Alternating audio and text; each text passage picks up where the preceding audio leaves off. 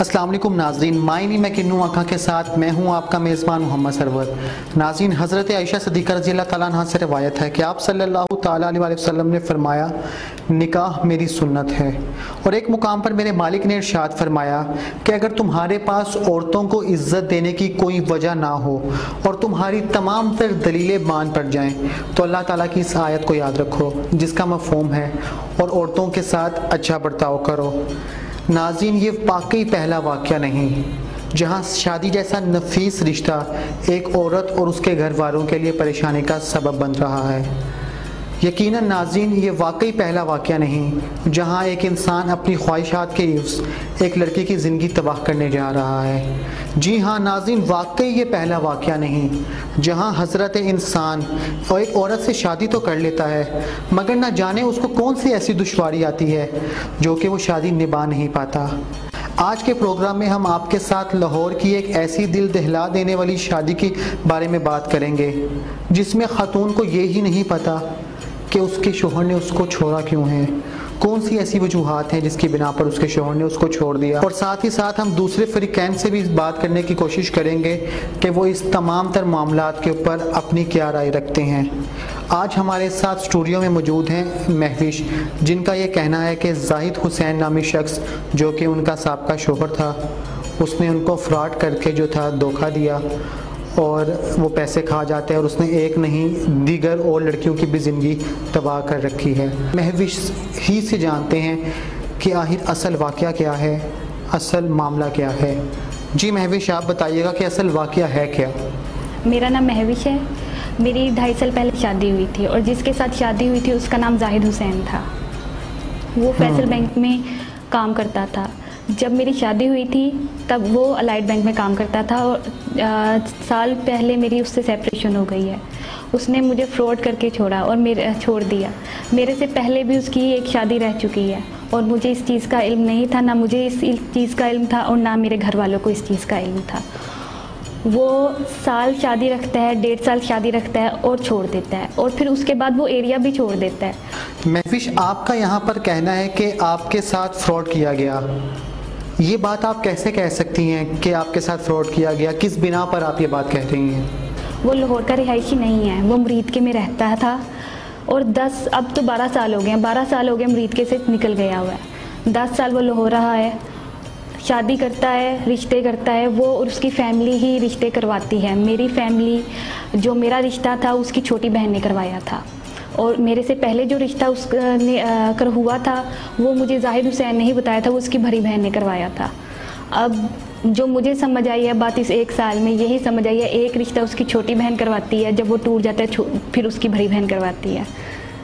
8 से 9 महीने तक तो वो बिल्कुल सही रहा था मेरे साथ, नॉर्मल। इसमें अगर हुई भी तो 1-2 दफ़ा लड़ाई हुई, छोटे मोटे झगड़े हुए और तो कोई ऐसा इशू नहीं था। लेकिन आहिस्ता आहिस्ता उसके उस सोसाइटी में जहाँ पे मैं रहती थी वो लाहौर गार्डन्स है, ठीक है, और वो अपने एरिया से, जैसे कि मैंने बताया कि वो मुरीदके में रहता था और हर 2 साल बाद वो जगह बदल लेता था। और जहाँ पे मेरी शादी से पहले पूछा था कि ये बंदा कैसे है, और वो सोसाइटी में नया नया आया था तो वहाँ पे तो किसी को नहीं उसका इतना पता था, बस यही है कि ठीक है। वो बहुत स्वीटली वो बात करता है, जी भाईजान, प्यारे भाईजान, ये उसके वर्ड्स होते हैं।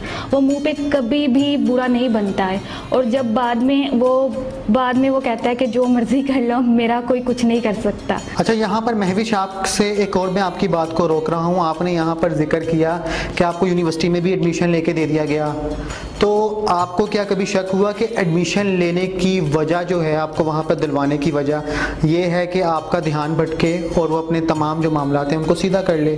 ई रोज़गार का एक प्रोग्राम था लाहौर कॉलेज का, उसने मुझे उधर एडमिशन लेके दिया, पूरी प्लानिंग के साथ उसने ये सारे काम किए हैं, एडमिशन लेके दिया। 25 दिन मैं गई हूँ और 25 डेज़ के बाद उसने एक दिन कॉल की, मैं उसी तरह रेगुलर रूटीन के साथ जा रही हूँ। वो मुझे उसने जाती मैं प्राइवेटली थी, उसने कहा था 2.5 जाने में लगता था, लाहौर गार्डन्स दूर है उस वजह से 2.5 आने में लगता था, तो उसने कहा आप चले जाओ। मैं चली गई और उससे पहले 8 से 9 महीने तक बिल्कुल ठीक था। 1 साल जब आहिस्ता आहिस्ता उसका बिहेवियर चेंज होना शुरू हुआ, उसके लाहौर गार्डन्स में दोस्त बने थे, डीलर दोस्त थे, ठीक है, उसकी वजह से थोड़ा बहुत चेंज भी आना शुरू हुआ और घर आता, पहले तो जल्दी घर आ जाता था। न्यू बैंक की उसकी थी, ब्रांच थी फैसल बैंक की शरकपुर में, वो जॉब करता था, ऑपरेशनल मैनेजर था। तो पहले तो जल्दी आ जाता था, उसके बाद जल्दी आता तो उसके दोस्त, वकास नाम है उसका, डीलर था अब लाहौर गार्डन्स में, अब है या नहीं है मैं नहीं जानती। तो वो उसे लेने आ जाता या फ़ोन कर देता या फिर जो भी है, मुझे यही कहता था कि वो उसका फ़ोन आ गया मैं जा रहा हूँ, अगर जल्दी भी आ जाता। आहिस्ता आहिस्ता लेट आने शुरू हो गए थे घर पे, ये चीज़ हुई थी। और इससे पहले मुझे जब उसने निकालना है घर से निकालने से पहले मेरे 2 महीने से सर भारी रहना शुरू हो गया था। मुझे नहीं समझ आती थी क्या हो रहा है मेरे साथ। ऊपर से उसने एडमिशन ले दिया मुझे और मुझे नहीं समझ आया मैं क्या करूँ। मैंने कहा ओके जो आप कहते हैं कर लेती हूँ, क्योंकि वो बज़िद थे कि तुम जॉब करो। मैंने कहा मैं जॉब कर लेती हूँ, लेकिन मैं ऐसी वैसी फील्ड में नहीं जाऊँगी कि कहीं भी जाके जॉब कर लूँ, क्योंकि जो इसका दोस्त डीलर था एक दफ़ा उसने मुझे कहा था कि आप लाहौर गार्डन्स के ऑफिस जाके बैठ जाओ डीलर के। महविश, वाकई में क्या वाकई आपके शोहर जाहिद हुसैन ने आपको ये कहा कि आप वहाँ प्रॉपर्टी डीलर के पास जाकर बैठ जाया करो? इस बात में कितनी सदाकत है? ये ऑकवर्ड सी बात है, बट उसने मुझे बोला था कि ऐसा होता है कि लड़कियों को देख के ना ज़्यादा कस्टमर्स आते हैं। ये मुझे जाहिद ने खुद कही थी कि एक और ऑफिस है लाहौर गार्डन में, वहाँ पे लड़कियाँ बैठती हैं, तो वहाँ पे रात 10-10 बजे तक गाड़ियाँ खड़ी रहती हैं, तो आप भी उधर जाके ऑफिस बैठ जाया करना, पास ही तो ऑफिस है। तो मैंने उनसे कहा था कि मैं ये जॉब नहीं कर सकती, मैं अकेले कैसे करूं। उसने कहा था मैं भी आ जाया करूंगा। मैंने कहा आप तो बैंक जाते हो, कहते हैं बैंक से वापस इसी वे में बैठ जाया करूंगा घंटा 2 घंटा। मैंने कहा मैंने कभी ऐसा माहौल नहीं देखा, ना मैं कर सकती हूँ। यहाँ पर एक बहुत दिलचस्प सूरत हाल पैदा हो रही है। आपने जिक्र किया कि आपको यूनिवर्सिटी में जब एडमिशन लेके दिया तो आपका सर भी भारी रहने लग गया। क्या कभी आपको कोई ऐसा शक हुआ हो कि आपको कोई मेडिसिन दी हो उसने, या कोई ऐसा मामला जिसकी वजह से आपका सर भारी रहने लग गया हो? मैं यूनिवर्सिटी से यहाँ पे मैं आपको बताऊँगी, जब कॉन्टीन्यूसली उसने 3 महीने मुझे लस्सी पिलाई है और मेरा सर भारी रहने शुरू हो गया। 1-2 दफ़ा मैं दर्जन के घर भी गई हूँ, मैं अपने सर को बाकायदा इस तरह करके पंचिंग करती थी कि ये इधर से सुन हो रहा है। मुझे क्लासेस में समझ नहीं आती थी कि हो क्या रहा है, कि टीचर करवा क्या रही है, लेकिन मैं चली गई। फिर 25 डेज़ बाद एक दिन उसने आराम से इसी तरह मुझे उठाया, कहते आप चले जाओ घर आराम से। मैंने कहा नहीं मैं वापस इधर ही आऊँगी, मैंने अभी अपने मैके नहीं जाना। कहते हैं चले ठीक है, मुझे भेजा आराम से। फिर 3 घंटे बाद यूनिवर्सिटी में ही कॉल करके कहते वापस घर मत आना। हमारी कोई लड़ाई नहीं हुई, ऐसा हो ना कि कभी लड़ाई हुई हो या फिर इस तरह की चीज़ हो कि आप तंग हो एक दूसरे से लड़ाई है तो इस तरह। कहते वापस घर नहीं आना। मैंने कहा हुआ क्या? कहते मैं आपके काबिल नहीं हूँ, आप बहुत अच्छी हो, मैं आपको डिज़र्व नहीं करता। मैंने कहा मेरी बात छोड़ो, अपनी बताओ। कहते बस अब घर मत आना। वहाँ पे मुझे समझ नहीं है क्या हुआ मेरे साथ। मैं फिर पापा को कॉल की, पापा वहाँ से मुझे लेने आए, तो उसके बाद से स्ट्रगल स्टार्ट हो गई। पता ही नहीं चला कि क्या हुआ है क्या नहीं। उसे फ़ोन कर रहे हैं क्यों किया तुमने ऐसा एकदम से, और वो घर पे ताला लगा के भाग गया। उसे फ़ोन करते थे जी मेरे घर वाले आएंगे, आपसे बात करेंगे और कहेंगे कि सामान ले जाओ तो ले जाना। पूछे वजह क्या है? कहते वजह कोई भी नहीं है, बस मैं नहीं इसके साथ रहना चाहता। उससे ट्रेस किया कि कहीं वो घर पे मिल जाए, उसके माँ बाप से बात हो जाए। मुरीद के में मेरे पापा ने किसी को कहा कि इसके घर वालों से बात करनी है, कोई शाह साहब थे, तो उधर पता चला कि उसने उधर कह दिया हुआ है कि मैंने तो इसे डाइवोर्स दे के छोड़ दिया हुआ है। तब तक हमारी डाइवोर्स नहीं हुई थी और ये शॉकिंग था मेरे लिए कि ये ऐसे कैसे हो गया, अभी हुई भी नहीं है तो ये ऐसे कह रहा है। आफ्टर 7 डेज़ बाद उसने एक नोटिस भेज दिया, फिर दूसरा भेज दिया, और इसी में दौरान हमारे घर वाले उसे ढूंढ रहे थे कि कहीं से मिल जाए, हम पैचअप करवा दें, लेकिन नहीं। फिर यहाँ से हाँ, उसने जब मुझे निकाला था ना तो उसे पता था कि ये होना है। मुझे कुछ याद नहीं था, दिमाग सुन था, ऊपर से एकदम उसने मुझे घर से निकाल दिया। मेरे अकाउंट था फैसल बैंक में जहाँ पे ये जॉब करता था। उतनी देर में 1.5 महीने में अगस्त तक इसने मेरे चेक्स पे नकली सिग्नेचर किए और नकली सिग्नेचर करके मेरे सारे पैसे निकलवा लिए। 4,23,000 थे। महविश, यहाँ पर ऐसा भी तो हो सकता है कि आपने कहा कि आप अक्सर औकात बेहोशी की हालत में रहने लग गई थी, आपका सर दर्द होता रहता था। तो कभी ऐसा हुआ हो कि आपको याद पड़ता हो कि बेहोशी की हालत में आपसे दस्तखत करवा लिए गए हों, ऐसा भी तो मुमकिन है। सीसीटीवी फुटेज में लिखा हुआ है CIP, इसका मतलब होता है क्लाइंट इन प्रेजेंस। 6 टाइम्स लिखा हुआ है कि मेरी मौजूदगी में, क्लाइंट इन प्रेजेंस में मैंने पैसे निकलवाए हैं। ठीक है, अगस्त में ये चीज़ हुई है, ये मेरे स्टेटमेंट में है। और मैंने 16 सितंबर को कंप्लेन की है बैंक में ही कि मैं नहीं गई, आप इसकी इन्वेस्टिगेशन करें। रिसीविंग भी बैंक से लेके आई हूँ, लेकिन बैंक ने अपने क्लाइंट का ही, अपने बंदे का ही साथ दिया। वहाँ से मेरे स्ट्रगल स्टार्ट हुई, कंप्लेन की, पुलिस में कंप्लेन की कि ये फ्रॉड कर रहा है। FIA में फिर मैं गई कि ये फ्रॉड कर रहा है, लेकिन कहीं भी मेरी नहीं सुनी गई। FIA वालों से मैंने बात की तो उन्होंने कहा हमने वापस बैंक में भेज दिया। और यहाँ तक के बैंक वालों ने मेरे फेक सिग्नेचर, जो उसने एक चेक पे उसने साइन किए हैं, वो फेक सिग्नेचर मैच करवा के रिपोर्ट भेज दी कि ये इसके हैं। मैंने कहा कि CCTV फुटेज निकलवा दे, मैं पक्का सबूत है, मैं कभी भी नहीं गई हूँ, ये कैसे हो सकता है? साइन बिल्कुल मैच नहीं हो रहे हैं। आप देख सकते हैं, कोई आम सा बंदा देख सकता है कि नॉर्मल बंदा देख सकता है कि साइन मैच नहीं हो रहे हैं, तो इन्होंने कैसे मैच करती है? मैंने जो बैंक ओपनिंग पे किए थे वो मेरे अपने साइन थे, चेक्स पे मैंने कभी किसी सूरत साइन नहीं किए, क्योंकि अकाउंट खुलने के थोड़ी देर बाद ही उसने मुझे घर से निकाल दिया था।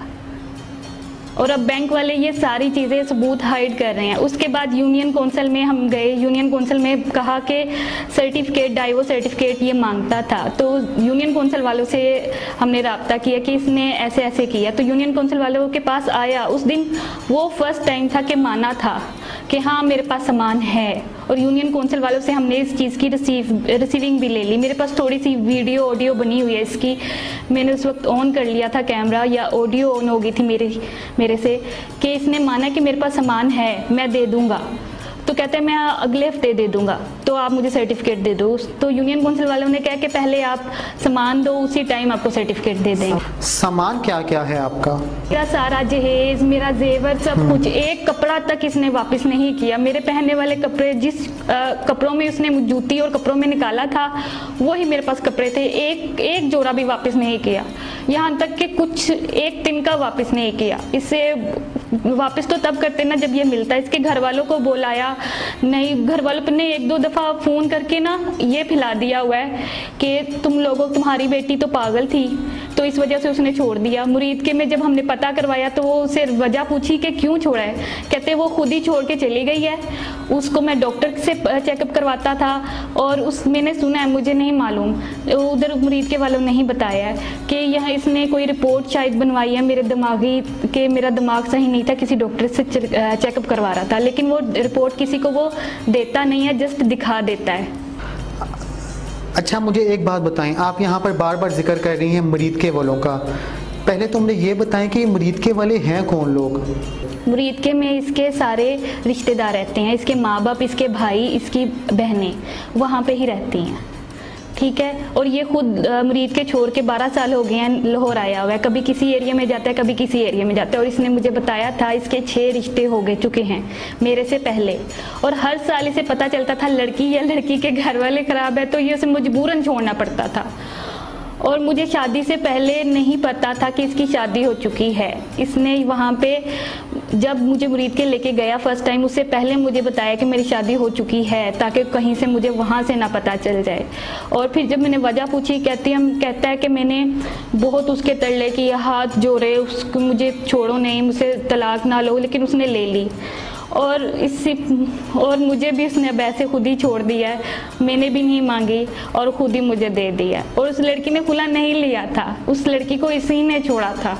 और अब मुझे नहीं पता वो क्या करने वाला है, आगे क्या करता है। मेरे साथ जो उसने किया यही किया, 1.5 साल रखा, जब दिल भरा छोड़ दिया, सारी चीज़ें ली और भाग गया।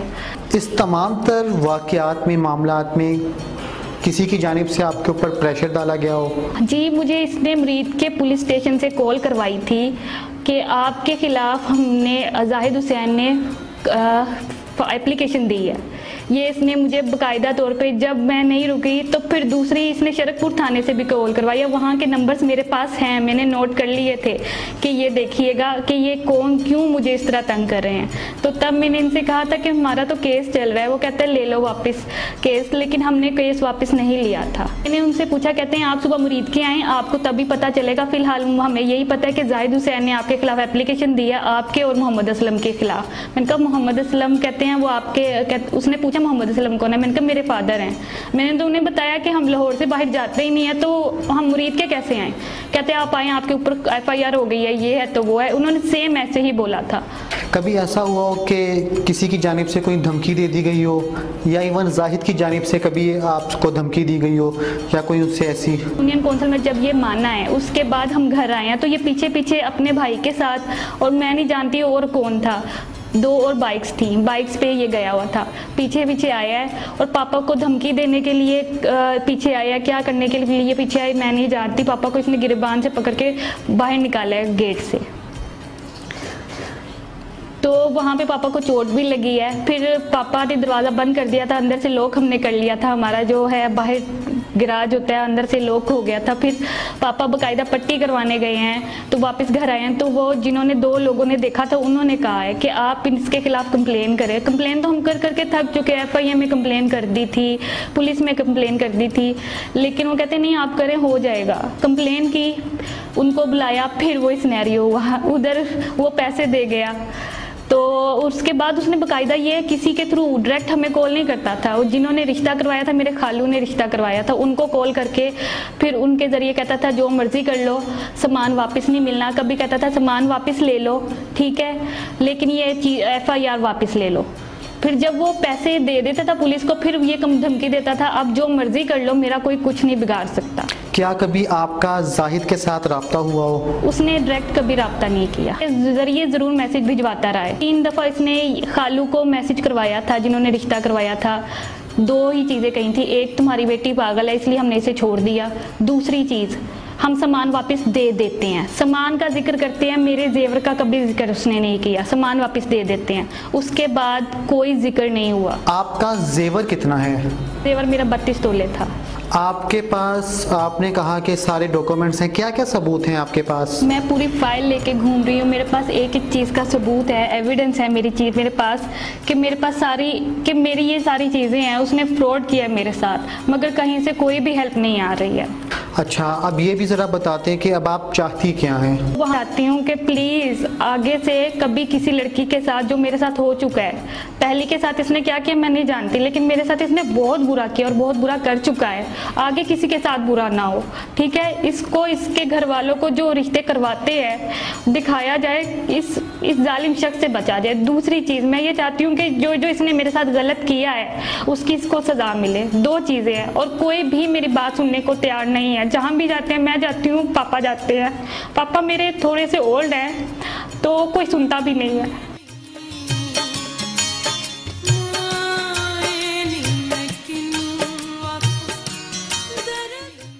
पुलिस की तरफ से कितना ताउन किया गया है अभी तक आपके सारे मामलात में? जहाँ जहाँ पुलिस स्टेशन में कंप्लेन करवाने गए हैं उनको ये चीज़, सारा सिनेरियो बताया कि ये फैमिली इस तरह, ये लड़का है फैमिली से बाहर है, फ्रॉड किया इसने। तो हर पुलिस वाला, 2-3 पुलिस स्टेशन में हमने कंप्लेन करवाई है, हर कोई ये कहता है हाँ आजकल ये फ्रॉड बहुत चल रहा है, लोग रिश्ते करते हैं, पूरी फैमिली रिश्ता करती है, उसके बाद सामान लेके फरार हो जाती है और जगह छोड़ देती है। ये पूरी फैमिली फ्रॉड होती है और मिली होती है साथ, ये कहते हैं पुलिस वाले, और उसके बाद कोई हेल्प ही नहीं करते हैं। अगर आप ये कहते हो तो कम से कम थोड़ा सा तो खुदा का खौफ करके हेल्प तो कर दो ना, जो कंप्लेन आपको करवाई जा रही है इन्वेस्टिगेट तो कर दो ना। नाज़रीन, हमारे साथ महविश मौजूद थी, इनकी गुफ्तगू तो आपने सुन ली। हमारे साथ स्टूडियो में महविश के वालिद मोहम्मद असलम साहब मौजूद हैं, इनसे भी जानते हैं कि आखिर असल मामला था क्या, अभी तक इन्होंने क्या क्या कार्रवाई, क्या क्या हिकमत अमली कर चुके हैं और आगे ये क्या करने का अज़म रखते हैं।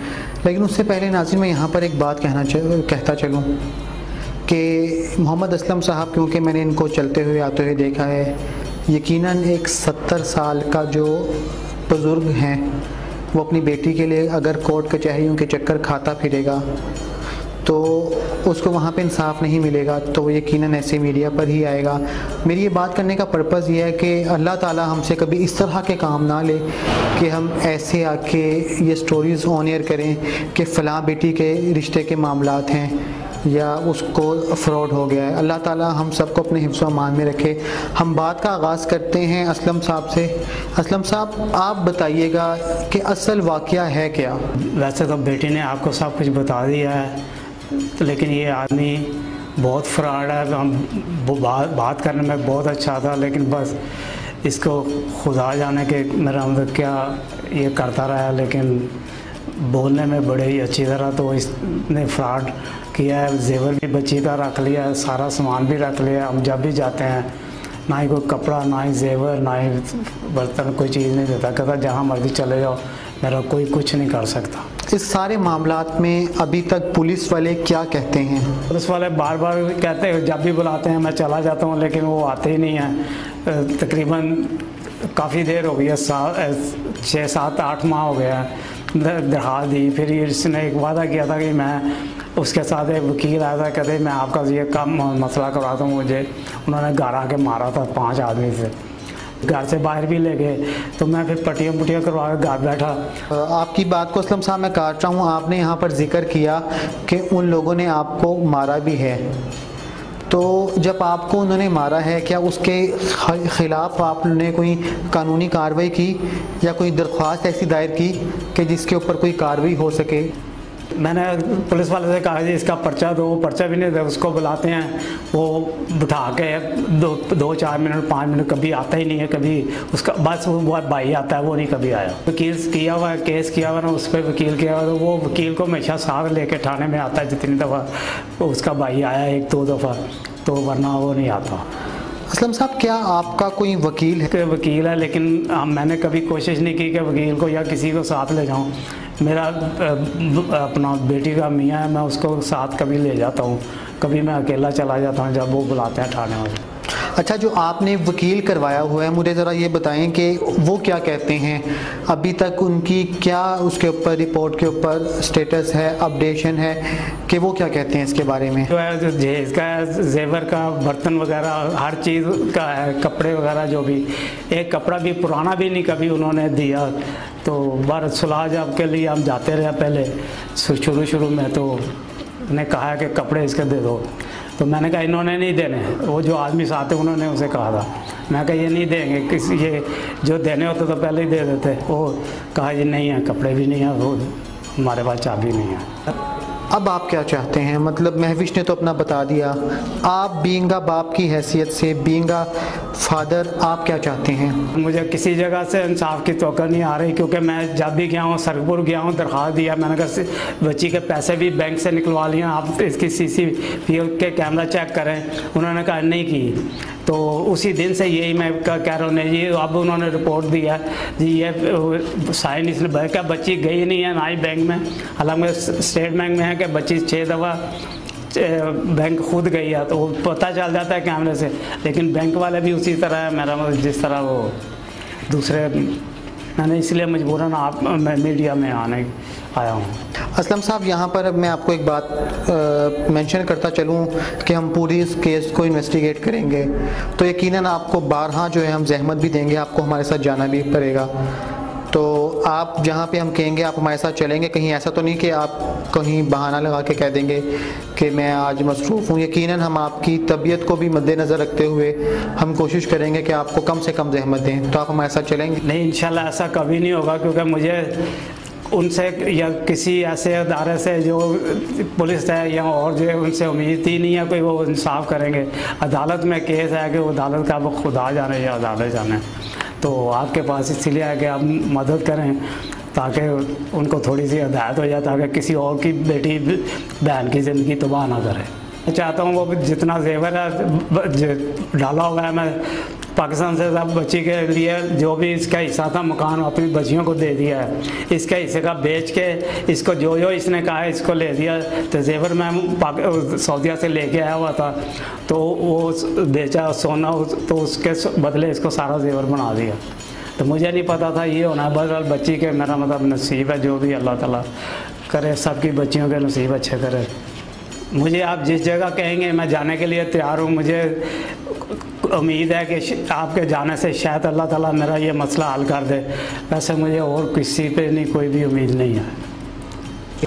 नाज़रीन, यहाँ पर आपने महविश और उनके वालिद मोहम्मद असलम की गुफ्तगू सुन ली और ये फ़ैसला मैं आपके ऊपर भी छोड़ता हूँ कि इसमें कितनी हकीकत है आप ख़ुद भी समझदार हैं। लेकिन क्योंकि हम लोग तो बाकायदा एक प्लेटफॉर्म पे इस केस की इन्वेस्टिगेशन करेंगे, हम यहाँ पर दूसरे फ्रीकैन का भी मौक़िफ़ लेंगे कि वो इसके ऊपर क्या कहते हैं। हम यहाँ पर थाने भी जाएंगे जहाँ पे इनका केस है, पुलिस वालों से इसका स्टेटस दरियाफ़्त करेंगे कि अभी तक ये कार्रवाई कहाँ तक पहुँची है, इसमें अगर रुकावट है तो वो किस बिना पर है। इसको जल्द अज जल्द फिलफोर जो है इस केस को हल होना चाहिए ताकि इनको इंसाफ मिल सके।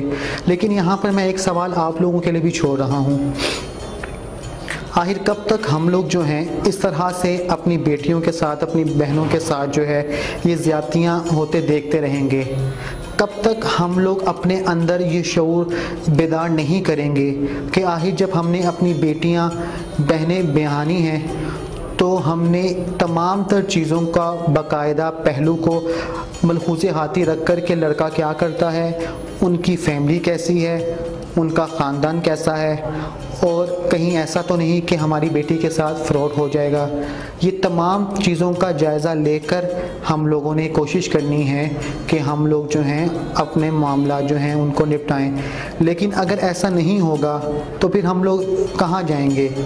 अब इनका कहना ये है कि ये 1.5 साल से जो है कोर्ट कचहरी में चक्कर खा रही हैं, इनको कोई इंसाफ नहीं मिल रहा। मेरी अभी इस प्रोग्राम के तवज्जुह से उन तमाम इदारों से भी अपील है जिसमें हमारी FIA है, जिसमें हमारी पुलिस है और जितनी भी हमारे ये इन्वेस्टिगेशंस इदारे हैं कि अगर आप ही हमारा प्रोग्राम देख रहे हैं तो खुदारा इस बच्ची की फरियाद के ऊपर लब्बैक कहकर जो भी मामलात हैं इसको तय करें। अगर कोई वकला हजरात भी ये प्रोग्राम देख रहे हैं और वो चाहते हैं कि वो मुनसिफाना जो है कार्रवाई अमल में ला सकते हैं अपने वकालत के एक्सपीरियंस को मद्देनज़र रखते हुए, तो वो हमसे आप ज़रूर रब्ता करें। हम ये प्रोग्राम अपने लिए बिल्कुल नहीं कर रहे, हम ये प्रोग्राम आपके लिए कर रहे हैं, आपके आने वाले कल के लिए कर रहे हैं, आपकी बहनों के लिए कर रहे हैं, आपकी बेटियों के लिए कर रहे हैं, अपनी बेटियों के लिए कर रहे हैं, ताकि कल को किसी के साथ कोई ऐसा शख्स जो अपनी ख्वाहिशात के लड़कियों की ज़िंदगियाँ तबाह कर रहा है, आइंदा ऐसे वाक़या कम से कम तर होते चलें। हमारे नंबर जो हैं वो आपकी स्क्रीन पर अवेज़ा हैं।